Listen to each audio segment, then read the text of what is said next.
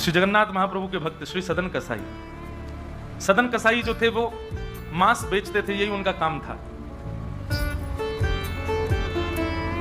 एक बार ऐसे तराजू में तोलते थे मांस को, तो जब मांस का विक्रय कर रहे थे तो उनको पता नहीं चला, वो भार की जगह शालिग्राम जी को रखते थे, लेकिन कीर्तन उनको बड़ा प्रिय था, कीर्तन करते हुए मांस बेचते थे। बताओ, ऐसा उनका स्वरूप।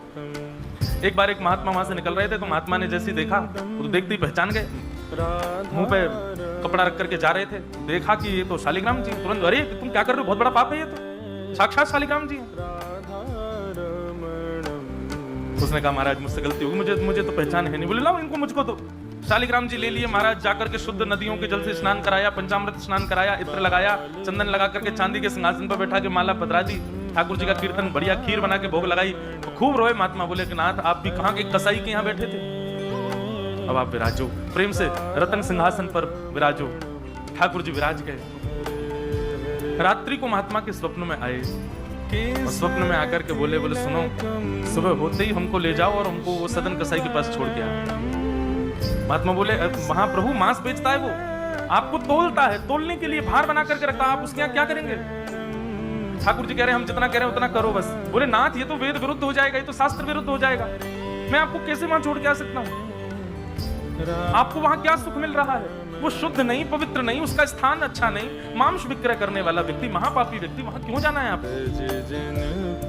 ठाकुर जी बोले कहीं पर हमको स्नान करने में सुख मिलता है, कहीं हमको सिंहासन पर बैठने में सुख मिलता है, कहीं भोजन करने में सुख मिलता है, कहीं माला पहनने में सुख मिलता है, सदन कसाई के हमको लुढ़कने में सुख मिलता है।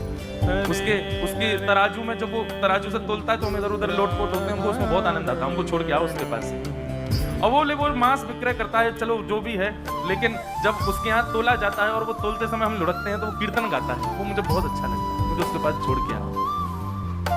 न जाने कौन से गुण पर दयानिधि रीझ जाता।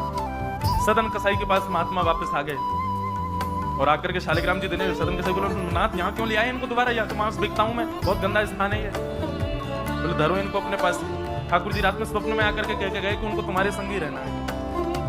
हाथ पांव कांपने लगे, नेत्रों से अश्रुधार गिरने लगे सदन कसाई के।